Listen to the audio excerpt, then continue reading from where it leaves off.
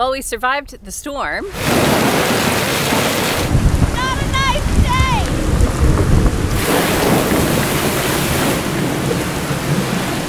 It was a little bit crazy. I think we're still in for a cloudy, overcast day. Maybe not. We might get lucky, but it's supposed to be still a nice day. And I can see our ride is on its way, which I'm very excited about today because we are giving up cruiser life to be mussel farmers. That is our trusty steed for today. Morning! Just give us 1 minute.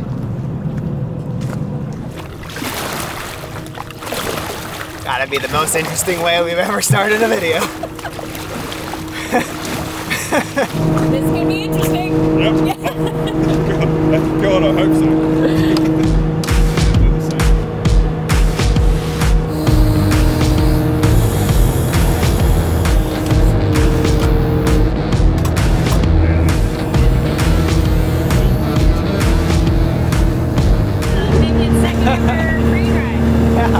First one on Niue. Second one, Coromandel. This is Wayne, Andrew. Nice to meet you, Jason. Man. Jason, thanks for having us. We'll do our best to help any way we can and then stay out of the way whenever we can. No problem. So I suppose just quickly, our biggest issues are the davits. Okay. So when we're picking up lines and things like that, if we just stay away from there, so if we get a stray hook flinging or something, you guys are miles out of the way. Yeah. Apart from that, just like any other boat. We've got a gaff if we fall over the side. Okay. No worries. All right. Okay. I'm Nikki, this is Jason, and this is Curiosity, our home and the driving force behind our thirst for exploration and discovery. Literally and philosophically. Because we believe curiosity is the key to unlocking life. It's what pushes us outside our comfort zone, softens our assumptions, and helps us embrace the great unknown. And this week, that comes in the form of trying our hand at mussel farming. Because this is about as up close and personal as we can get to rural life here in the Coromandel.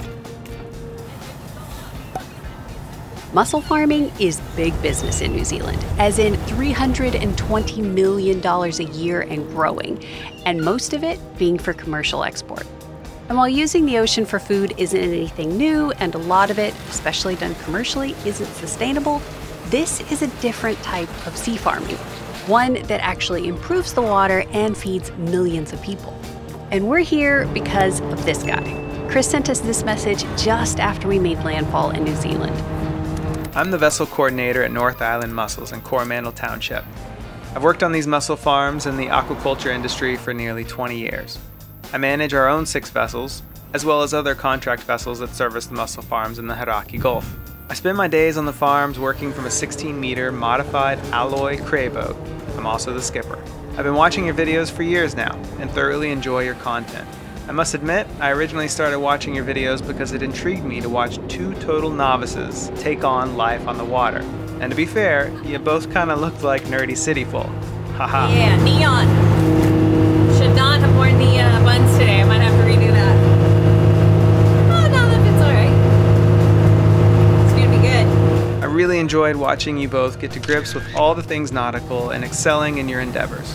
Lots of times it reminded me of the learning curves we all go through as we decide to spend our lives on the water.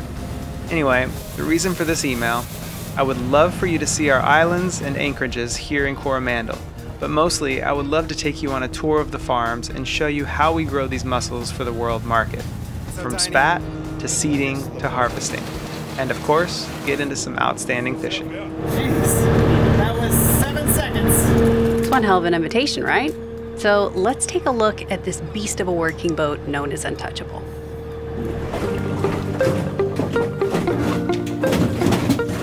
And how big is the engine again? It's 1,000 horse, V12. It's way bigger than ours. That's our reserve tank. Yeah. So once these ones here get down, just open the tap and it refills those tanks.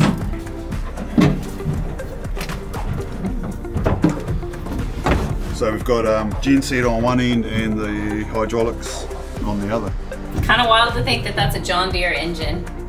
And then I guess this is for the really long days, right? Because you've got a bit of a... Yeah, if we're doing a long trip, very, very rarely used. It's good for storage, that's about it. Looks like someone's had to clear up at one stage. Lie down.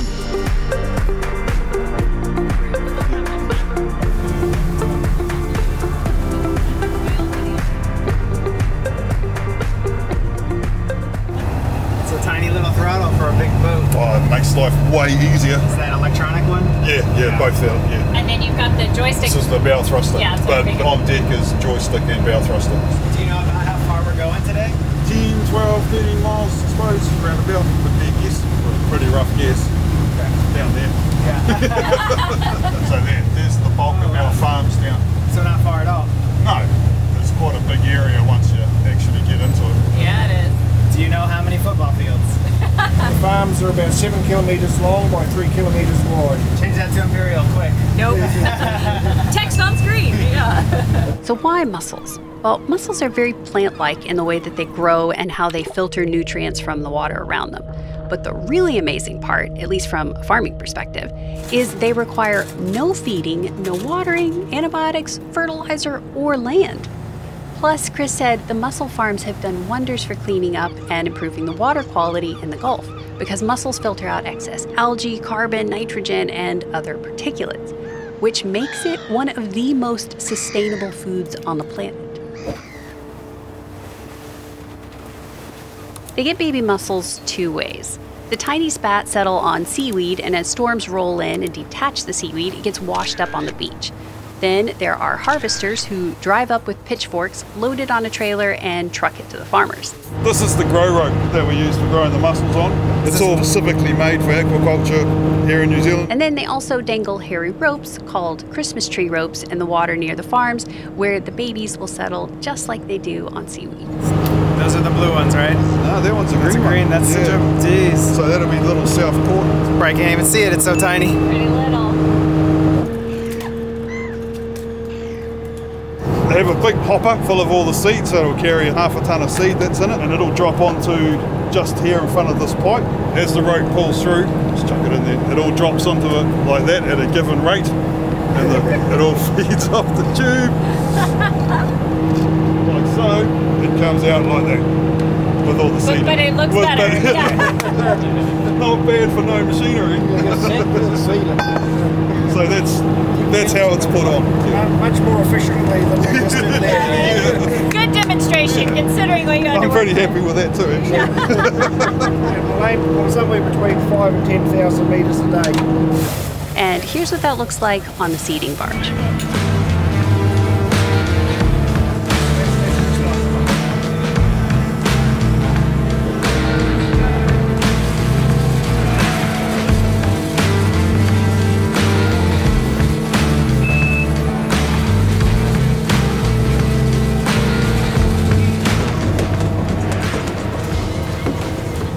That was a quick example of what he was showing us on the deck earlier, the way that all of the mussels are seated. Did you end up coming out and taking the sock off, or did they just... No, it rots off. Yeah. So it's mostly cotton, so it does rot off.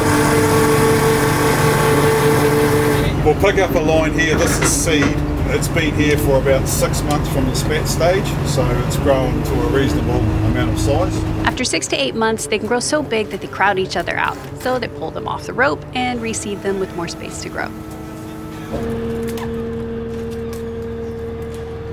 They use a Japanese longline system. It's a series of floats on the surface with 2 lines running between them and an anchor on either end. The mussels are hung from the ropes, creating a vertical farm that uses very little space but provides a heap of food.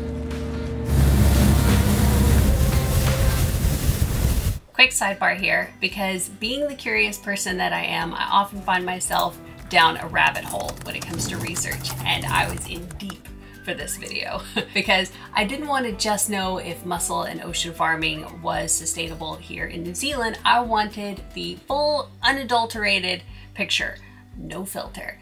And most importantly, I wanted a global perspective. Like, what does the research from around the world say about all of this? And that is where our sponsor, Surfshark, comes in. Because Surfshark VPN is an app and web browser extension that lets us change our IP address to virtually place ourselves anywhere in the world to unblock websites and content that we couldn't access otherwise.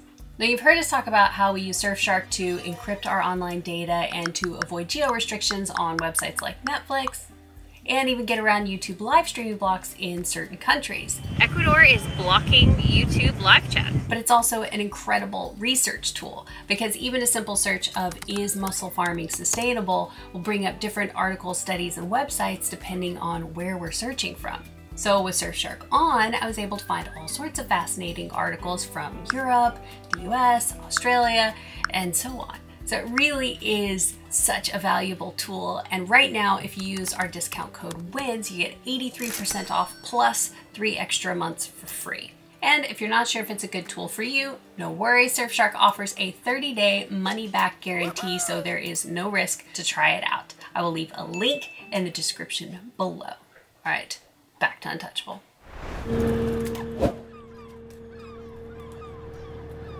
These guys aren't harvesting today, but this boat is. But we're not allowed to go on because of health and safety reasons. So we just get to kind of look on. And it's like the pride of the fleet is what they said, because it's the newest with the latest technology, everything to process the mussels right on the boat. The harvesting barge is impressive. The lines are cut and pulled through steel bars that release the mussels. They use seawater to wash off any silt or debris, and they are sent on a conveyor belt where they're graded. Any mussels that are broken get removed, and any that are too small get separated for reseeding. All the market quality mussels get dropped into a bag and are ready to be handed off at the wharf and sent over to the processing factory.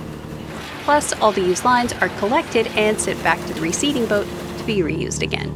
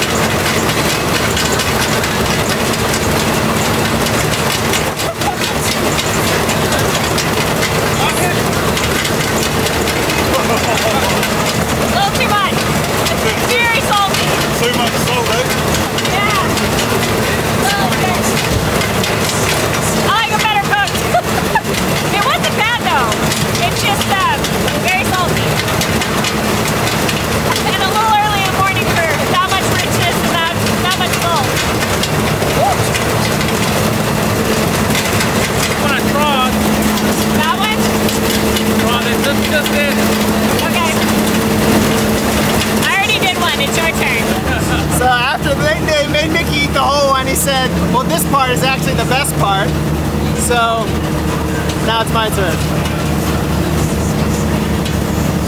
Woo-hoo-hoo.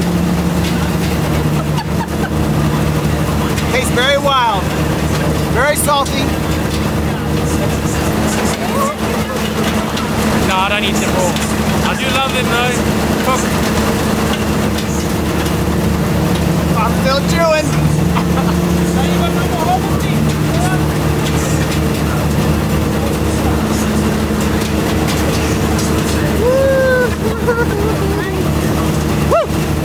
All right.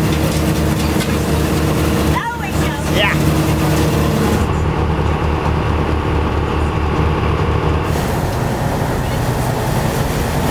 Our production annually is around about 6,000 tonnes of mussels per year. That's a lot. And it is all exported to America, China, all around the world. I've even seen our mussels in Iceland when I was in Iceland on a trip. That's gotta be pretty wild, actually. Yeah. The company we work for, North Island Mussels, they run the factory in Tauranga that processes them, but they process mussels for a lot of different companies. So we don't actually have boxed mussels under our name, which will be why that box has got Sanford's on it. So and we do have our own mussels and our own farms, but again they go into boxes of whoever buys them through the factory, sort of thing.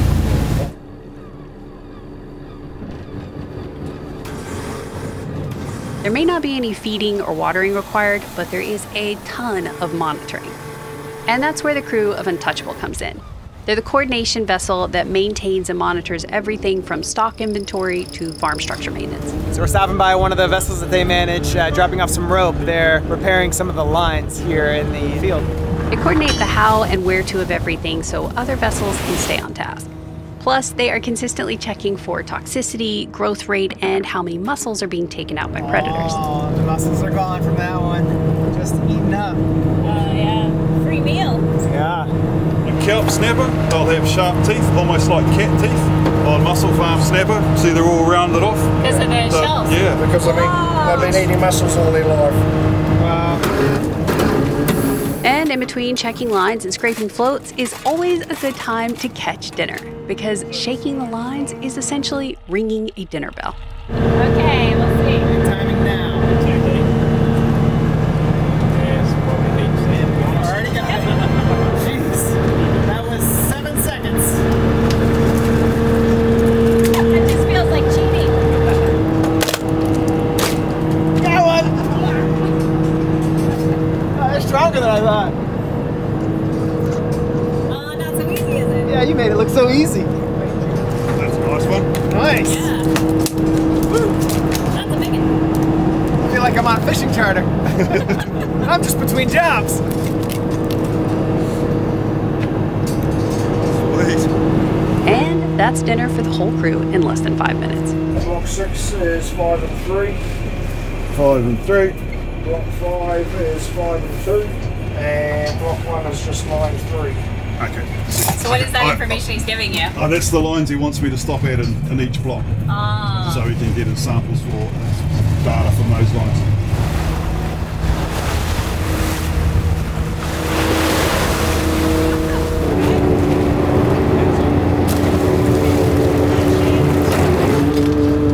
What's going to happen here is we're sampling the mussels to see how fat they are, just so that we have the right consistency going to the factory. So we take a sample at the top of the dropper, middle of the dropper, and the bottom, and we'll take them back to shore and cook them up just to see where we're at.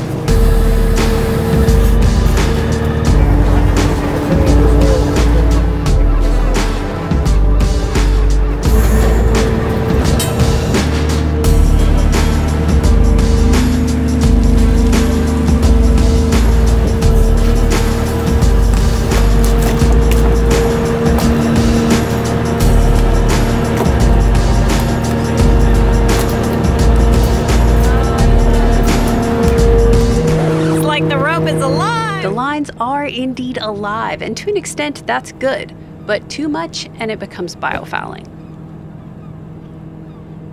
There's just so much growth on there. Like, it's amazing how much stuff is just in and around the mussels and on the line. Like, there's just, it's incredible how much life is in the water.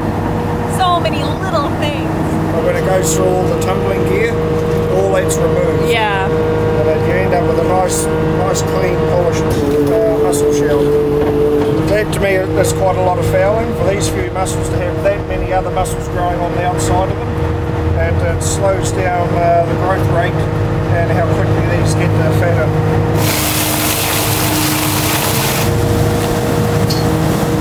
Block 20, line 8. That's right, yeah. And that'll be block 18 and line 8.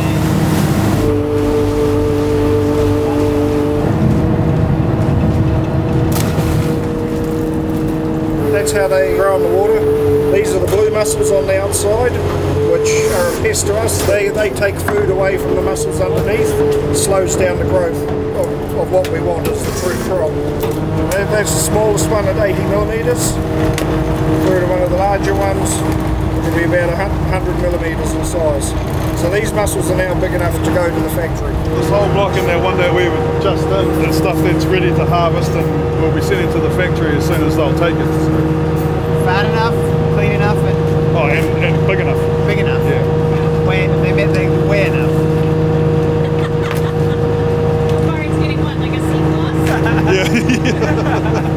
Hey, it's my first day on the job. What do you expect? That one mussel had over 20 other individuals taking food away from it. Yeah. Yeah. Talk about a bunch of freeloaders. Yeah. The smallest one, just over 80 millimetres. Biggest one in the sample, in this case, is just over 105. And then the overall average, which will be around about sort of 90 millimetres, as you can see there. So again, this line's ready to go to the factory. So what's the smallest that you can have and still be able to harvest the line? Absolute smallest we go down to 75 millimetres. Okay. We prefer them to be over 80 millimetres as the smallest mussels. Otherwise there's too much wastage at the factory. Yeah. Customers like big mussels. I have such an affinity for farmers. Probably because I grew up in a small farming community in Texas and I spent my summers working in cotton and cornfields. I think the hydraulics are doing the work, honey. And farmers are like sailors in that it doesn't matter where in the world you are, you're all cut from the same cloth. I'm not getting paid, but I am hired. So it feels kismet. And who knows, maybe we'll become ocean farmers one day. On a really busy day, how many times do you think you do that? Probably 300 or 400 times a day. Throw the hook. Woo! I don't think I could make. My first day couldn't be a full day. I don't think I'd make it. Ease into it. Yeah.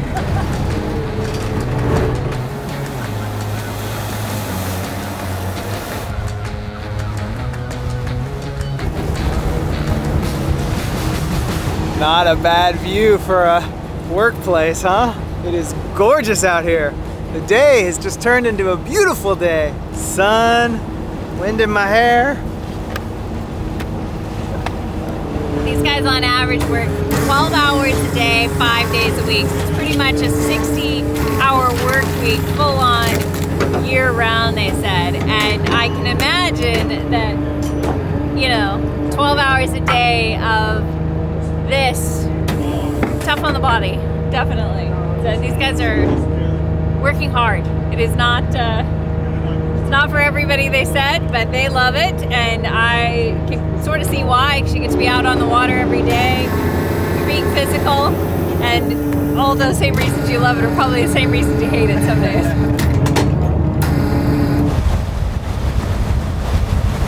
They've opened them up, and this is the way that you can tell which one's male and female. The males are the white ones, and the females are the orange ones. And according to the guys, the females are better than the males. So if you're sharing with somebody else or you're out at a restaurant, go for all the orange ones. I just really...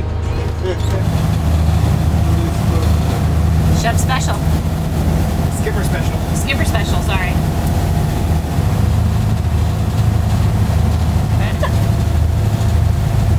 Way better than raw. I won't feel it.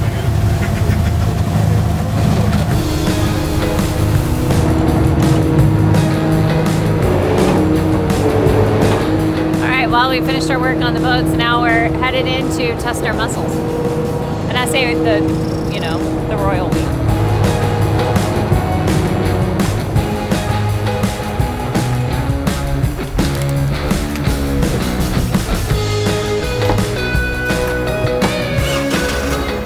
Out of the 60, we've got to get 3 cooked 30.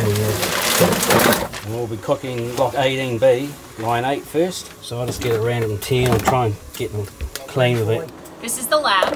Yeah. Yeah. 10. 545. Right. So second bucket is 523.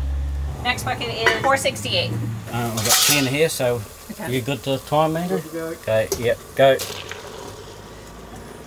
And just put that on. 2 minutes per pot, and they're trying to keep it as precise as possible so that everything is even Steven. Ready? All good. Go. So this just measures the half shell weight. So. So you do half shell and then meat only. That's Yeah. Just a little bit. The crab out. You don't want to weigh him. It'll bring up the percentage of the half shell. 240. 240. Oh yeah. Which says to me they're nowhere near good enough to go to the factory. Yeah. So when we go to start this. Yep.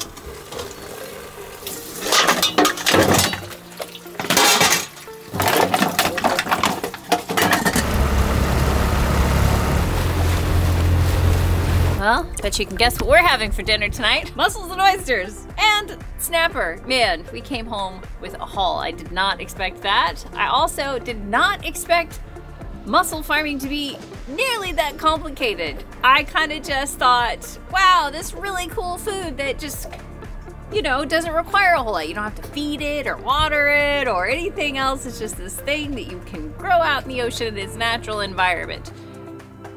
Yes, with a little bit more going on than that. So yeah, a lot of respect for those mussel farmers. That is kind of, it is full on. And we got to see it on a perfect, beautiful day where the seas are nice and calm and it's kind of ideal, right? Like this is their office and they love being able to work on the water. And I totally get that now. Middle of the winter during a storm, might be a little bit of a different story. We definitely had plenty of stories. So yeah, very cool experience today. I enjoyed it. I hope you enjoyed it. And I wish that you could enjoy this food haul. Yeah, this feast. Like that's the other thing. I mean, I know they're probably like seafooded out, but to have such a bounty of food all the time is pretty cool. Yeah. Sure. If you're not a mussel farmer, make friends with a mussel farmer. Or just go fishing. Buy the buoys. You know where to catch them.